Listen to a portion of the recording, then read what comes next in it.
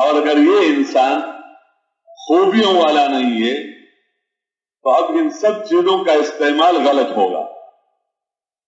اس لیے نبیوں کے محنت کا میدان چیزیں نہیں ہوتی، اور نہ اپنے امت کو چیزیں دلواتا ہے،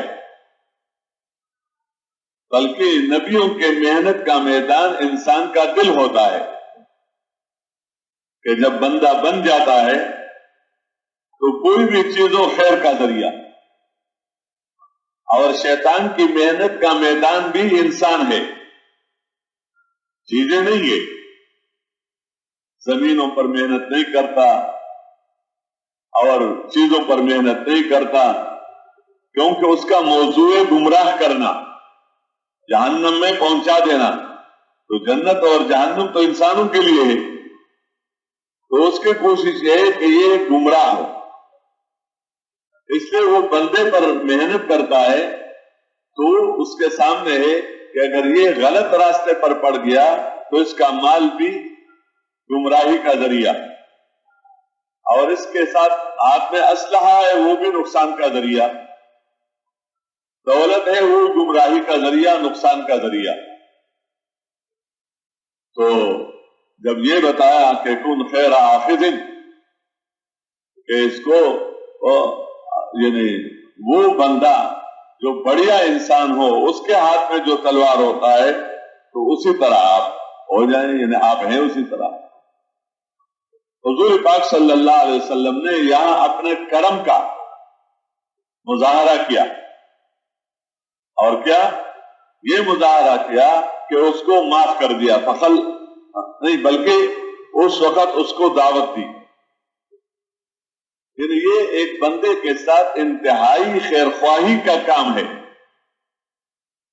کہ ایک بندہ جو دشمن ہے اور وہ نقصان پہنچانا چاہتا ہے، اور دوسری طرف جو خیر خواہ انسان ہے جس پر اللہ کی طرف سے وحی کا نزول ہوتا ہے اور اس کا دل حسد سے، بغض سے، تکبر سے، دنیا کی طلب سے، کسی کو حقیر جاننے سے، اس سے اس کا دل پاک صاف ہو رہتا ہے.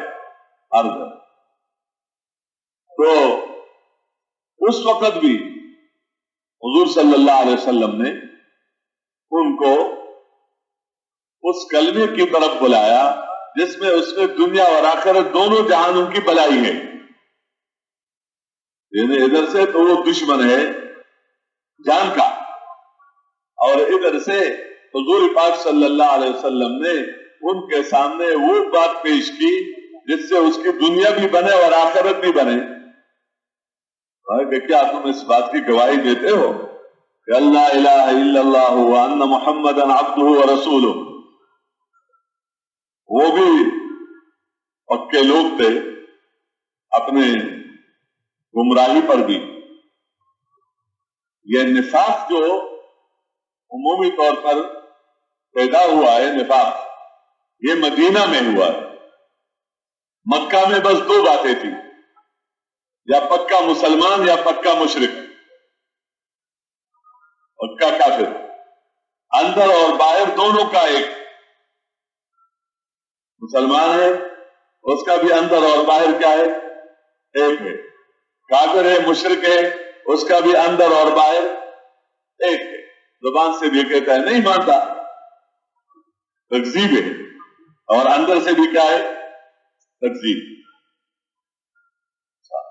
اور جو اسلام قبول کر لیتا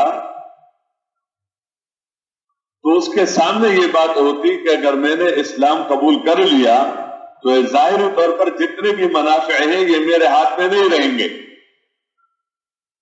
بلکہ مجھے ایذا دی جائے گی، مجھے تکلیفیں دی جائے گی، مجھے مارا جائے گا، مجھے گھر سے نکالا جائے گا. تو یہ کوئی فرضی باتیں نہیں تھی،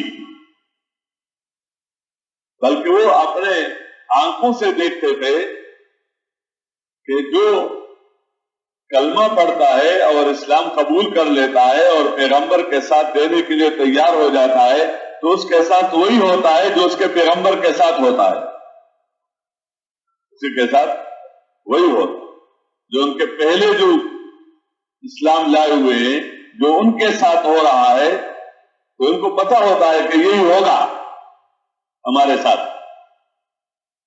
اس لیے وہ جب آتے ہیں تو ان سب چیزوں کو دیکھ کر آتے ہیں